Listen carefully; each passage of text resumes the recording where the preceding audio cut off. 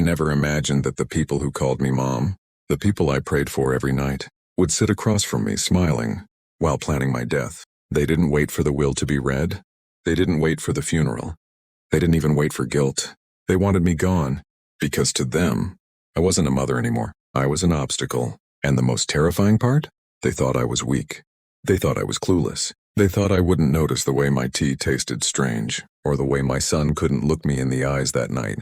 They were wrong. I raised my son alone after his father passed.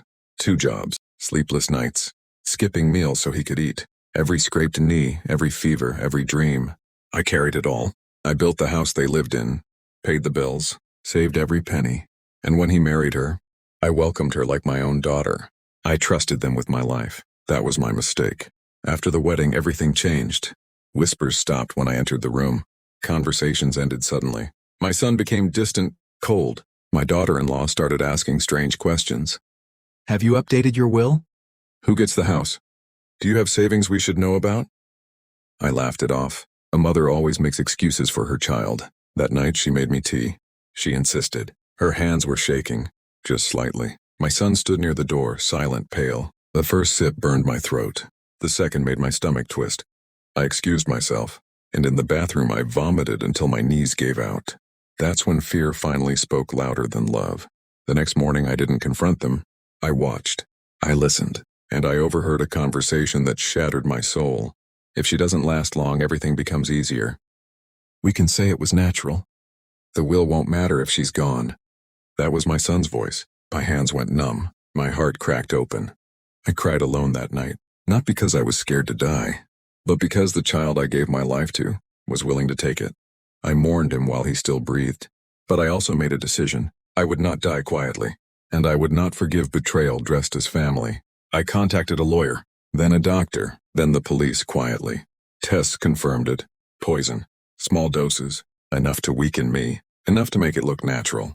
I smiled at them every day after that. Let them think I was fading. Let them relax. I rewrote everything. The house. The savings. The land. Not a single dollar for them. But I didn't tell anyone, because justice tastes better when served cold and public. They dressed in black. Fake tears. Practiced grief. My daughter-in-law held my son's hand, already acting like a widow. Then the lawyer looked up and said my name, alive. Standing, watching their faces collapse. The recordings played. The test results were shown. The police stepped in. My son fell to his knees. My daughter-in-law screamed that it was a misunderstanding. But truth doesn't care about excuses. The doctor didn't rush his words. He looked at me carefully like he was afraid I might break. These levels don't happen by accident, he said quietly. Poison, repeated exposure, small doses over time, enough to weaken my heart, enough to make my organs fail slowly, enough to make my death look natural. I stared at the report, my hands trembling, not from fear, but from the betrayal written in black ink. I sat alone in my car for a long time. I screamed, but no sound came out. My chest felt hollow, like something had been ripped away. I kept asking myself one question over and over. Where did I lose my son? At what point did love turn into greed? There were no answers. Only pain. The lawyer listened without interrupting. Then he leaned forward and said something that chilled me. If you confront them now, they'll deny everything. And next time, they won't make mistakes. That's when I understood. This wasn't just betrayal. This was a threat to my life. That night I stood in front of the mirror. I barely recognized the woman staring back at me. Older, tired, but still alive. I whispered to myself, they don't get to decide how my story ends. And for the first time in my life, I chose myself. I stopped arguing, stopped asking questions, stopped resisting. I let my hands shake when I lifted cups, let my voice sound tired, let my steps slow. They noticed. I saw relief in their eyes. They thought the poison was winning. They became careless. They talked openly around me, joked about the future. My daughter-in-law measured the curtains. My son talked about selling the house. They planned their lives, standing on what they thought would be my grave. And I listened. Every word was recorded. Every interaction documented. The doctor kept testing me. The police kept watching. And slowly, piece by piece, the truth built itself into something undeniable. They had no idea. They smiled at me every day.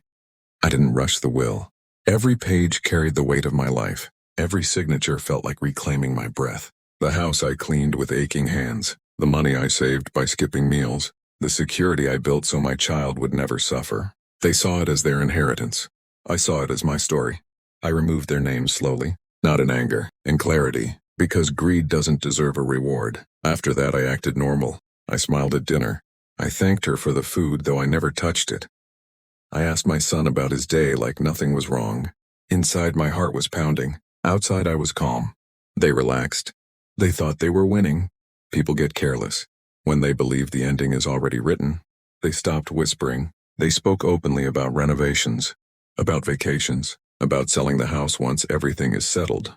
I heard laughter, excited laughter. My son said, "We deserve a fresh start." A fresh start, built on my grave. I lowered my head, so they wouldn't see the pain in my eyes. The lawyer's office smelled of paper and silence. They arrived dressed in black, not mourning clothes. Celebration clothes disguised as grief. My daughter-in-law dabbed her eyes dramatically. My son practiced looking devastated.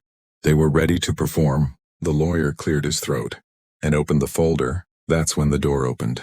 I stepped inside, not on a stretcher, not in a coffin, alive. The color drained from their faces. My son's knees buckled. My daughter-in-law froze mid-breath. No one spoke.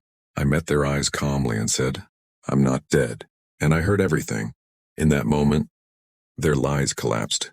Their future vanished, and their fear finally matched mine.